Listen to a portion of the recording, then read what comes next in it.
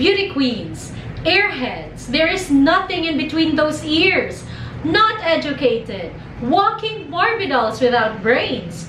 Beauty pageants are just a parade of flesh.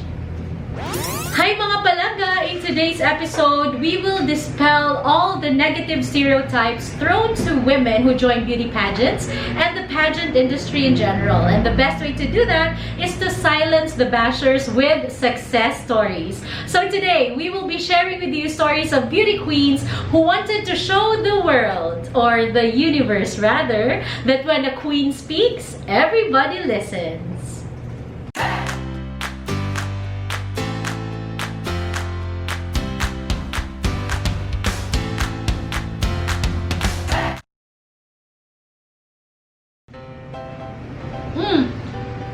Welcome back mga palangga! So I'm enjoying my tea over here while I'm enjoying in our previous episodes nahiyawan man si Bangs ang pag-highlight sa inyo sa importance of building your proper financial foundation, starting of course with increasing your cash flow. So this episode, ako naman ang ma-explain sa inyo kung ano bala ka-importante kag kung paano bala naton ma-increase ang aton nga cash flow, especially in these trying times. I will not just be sharing my story, but I have also invited very good friends who are beautiful and driven, and they are previous beauty queens who became entrepreneurs. You will be hearing the stories of Arian Arganiosa of Taste Manila and Cara Soliano of Sweet Fix by Calix. So I will stop talking, zip my mouth. I will start with our stories.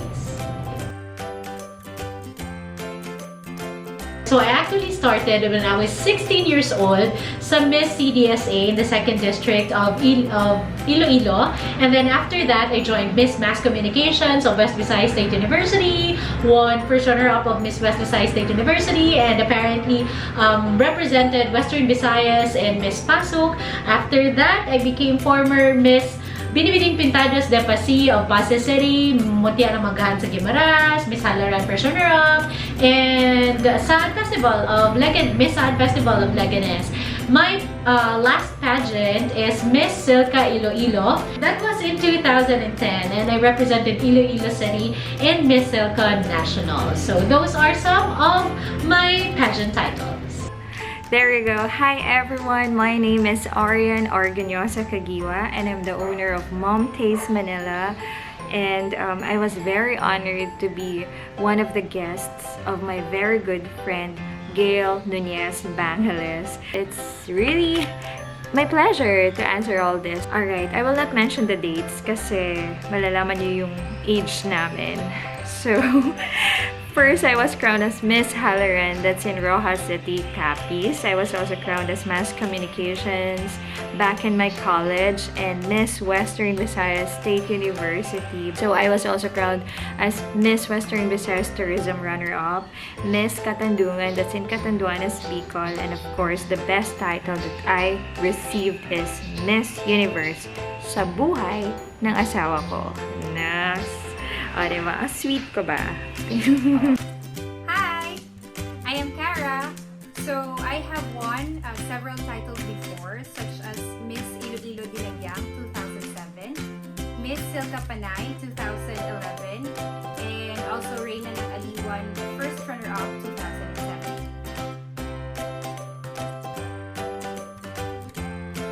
What I consider as the highlights of my pageant career will have to be number 1, meeting with very significant people close to my heart who are my family by heart until now. After which, another highlight will have to be the relationship that I built with my co-candidates and the organizers of the pageants that I joined in. That's why until today, they're inviting me to host their event. So, lifelong relationship that I've built over time will have to be the highlights of my pageant experience. It was really good kasi I've learned a lot and I met a lot of people in different walks of life. And of course, when it comes to personality development, especially when you're on stage already, it gives you different feeling. But you have to be prepared in all the aspects of yourself. You have to be ready all the time. So the most unforgettable experience in joining pageants is that I got to meet new people, formed friendship, and also connections.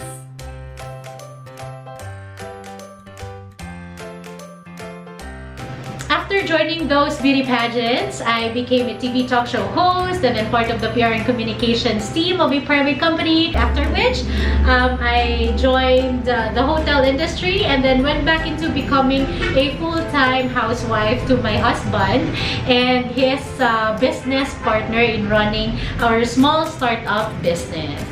Right after I graduated, I went to hotel industry and as guest service officer, and then I really enjoyed my job. But then I got married with my husband and got pregnant. So my husband and I decided that I will be a full-time mom na lang to focus on our kids. Right after my firstborn turned 1 year old, I enrolled myself in fashion school.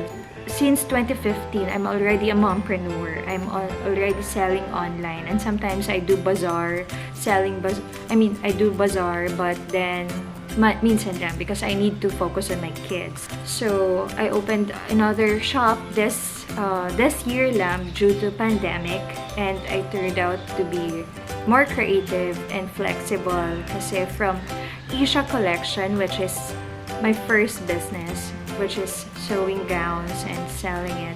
Then I turned out to food business. Kasi I realized na non-essential items are hard to sell this time.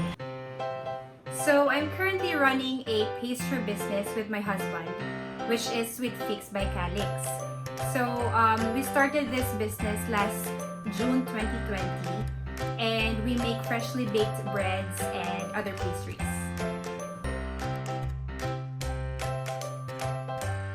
Actually, my husband is really dedicated in promoting naturally produced products, and our first product was the sinamak because back in our farm, in Bangladesh Integrated Farm in Lucena, nagtubo ang madamo nga sili. So we decided to put it in a bottle and put our own twist into it and make it a merchandise.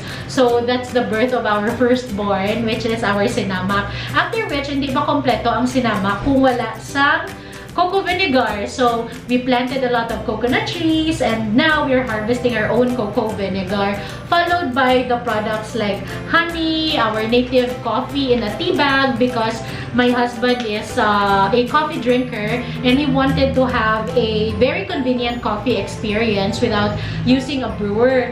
So we decided to put it in a tea bag para mas convenient sa. And after, we dry it and then we use it as a coffee scrub sa amon face and sa amon body. And then flowers started blooming when my husband decided to create like a flower farm or a flower hill for me. So what to do with the flowers? We put it in a tea bag and then we turned it into a flower tea. So that is pretty much how we started with our business.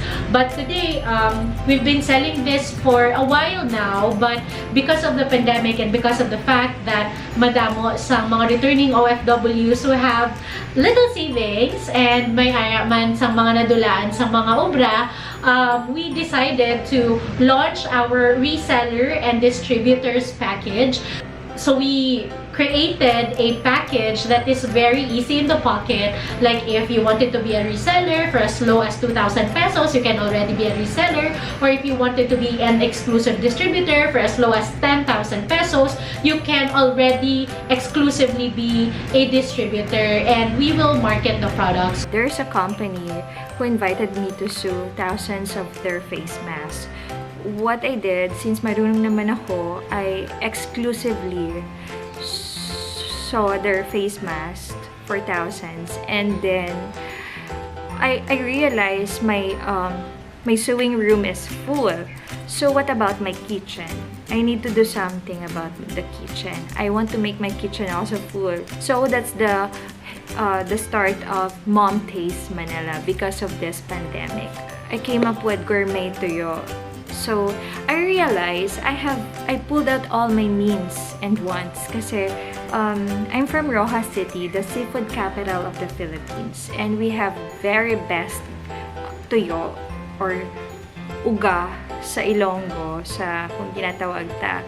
So I contacted the people I've known from Rojas City, and then I contacted the people I've known from Bicol, because for the spices and herbs, to combine them all. So I normally say Capizena Bicolana Mom, because I am half Capizena and I'm half Bicolana, so I combine them all to produce this gourmet tuyo. So it started when I tried baking as a hobby during ECQ days. Then after my family and friends tasted my baked products, they told me to sell it.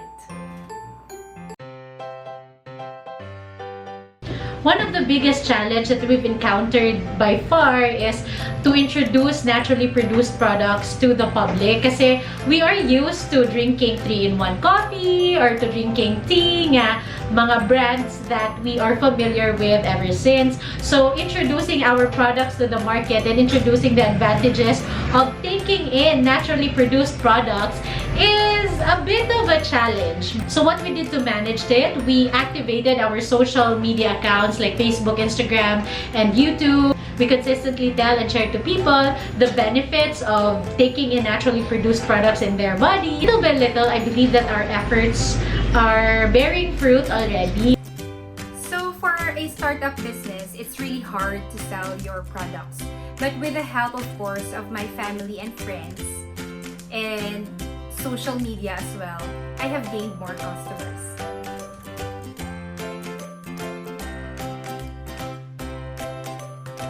Well, time is the biggest reward if you're running your startup business, because you own your time, you control your time, and my husband and I are real workaholics. Back when I was still working, ma-sacrifice gidya ang time ko with my husband. But now, my attention is nasa iya, nasa amon business that we treat as our child, and we still have enough time to bond with our families as well.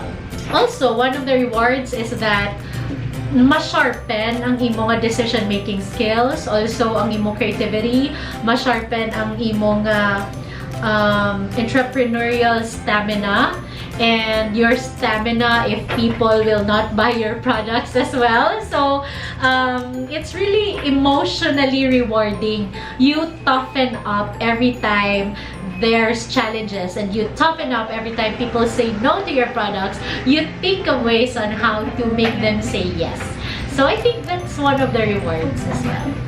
Siguro the best reward I can receive is time. Because I'm earning at home, I have helpers to help me to do the himay. Hinihimay na lang yung tuyo, and then they slice it, and I'm the one who is in charge of cooking it and labeling it and sealing it and made it with love. Hindi nawawala yung time with my family. I have time for my kids to do homeschooling, kasi right now we need to do that. I homeschooled our kids, and then I have time for my husband. I have time to do my own thing. I have time to be home. Ever since talaga, I'm a full-time mom, no yaya. It's really rewarding, especially na there are so many clients or resellers of mine who are really interested, and we are helping each other. And of course, one of the perks rin is I have the chance to chat with celebrities who are fond of gourmet tuyo. So it's really, really fulfilling in my part. So the most rewarding feeling of having this startup business is, of course, the positive feedbacks from our new and loyal customers. So even if we're just running the business for 3 months pa lang siya, but still the acceptance of the people or our customers of buying our products is really overwhelming.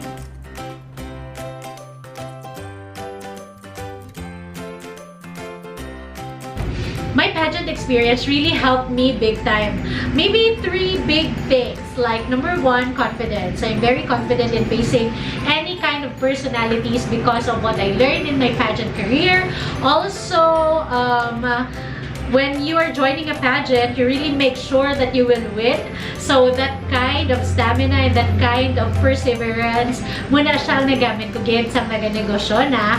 Kag third will have to be connections. Because of my pageant experience, I've met a lot of people who became my family, and until now, they're supporting my product. So those are the things that I'm thankful for in my pageant experience. The best experience that helps me to do this is the confidence I gained from beauty pageants. If you believe that you can do it, then all the people will believe in you. Most of the people will believe in you that you can do it. At the same time, you have to be artistic. So I think I got it also from my beauty pageants kasi being maarte in a good way. It helps you to think outside the box. You will not stick inside the box because you know you don't like to blend. You want to stand out. It's really important also that you are prayerful because if you did a lot of hard works already, God will do the rest. I really believe in that. God will move mountains. When I joined pageants before, of course, I learned a lot. So I learned to become more disciplined, persevere, and of course, friendly. So these helped me a lot in growing a small business now. I can build rapport easily with my customers. I am very eager to finish baking on time. And of course, before we deliver, I always see to it and check that our products are in good condition.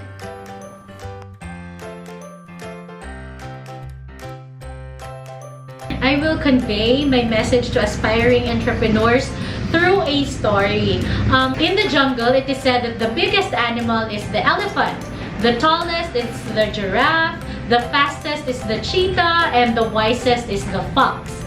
But even if one animal doesn't have all of these qualities, he is still considered as the king of the jungle, and that is the lion. What does it mean to say? You don't have to be the tallest, the smartest, the fastest, or the most or the strongest in the competition or in this business industry. You just have to be confident, walk with confidence, walk with intimidation in a good way like a lion so that people will believe in you. On top of that, make sure that you also provide quality products for the customers because once you have them, it is your quality that will make them come back. For the message naman sa entrepreneurs, you just have also to think not just about the money. You have to think of the people that you want to give another livelihood. I will help more single moms, by the way, kasi my helpers who are doing this are single moms. They are the one who raise their own kids. I want their kids to finish what education they deserve. You have also to think outside the box, as what I've said. You have to be creative in your own and do not blend with other people. If they're all selling like this, stand out. Do something about it. If you think that you have a talent to sell, don't let go of that talent. Nurture it. Last advice is that use your charm. Just keep praying, praying, praying. So all of us are experiencing tough times now, especially having this pandemic or having this crisis. To all the aspiring entrepreneurs, don't be afraid to take risks. Keep your faith and of course, trust on your capabilities. For sure, one day you will have your own business also.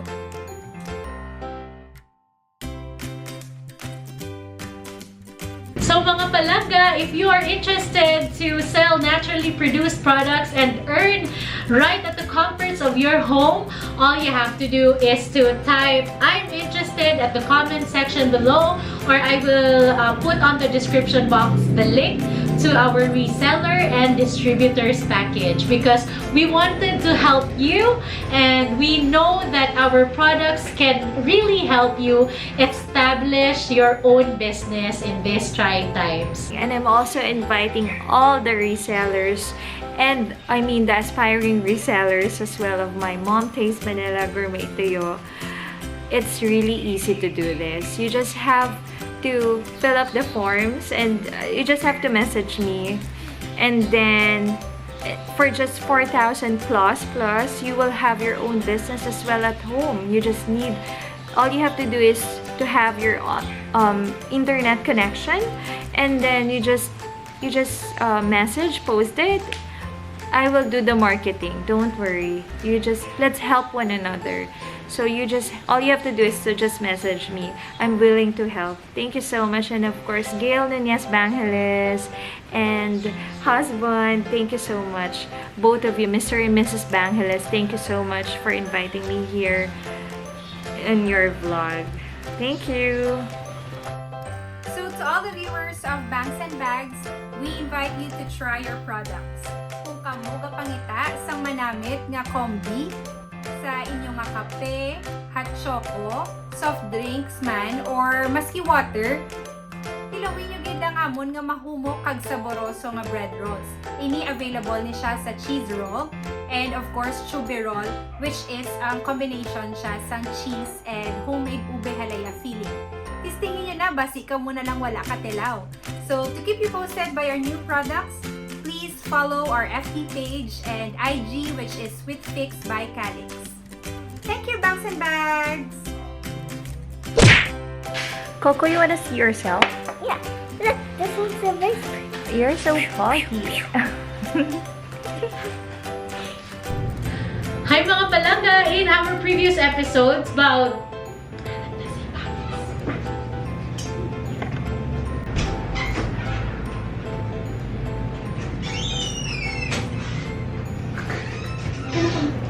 You're right.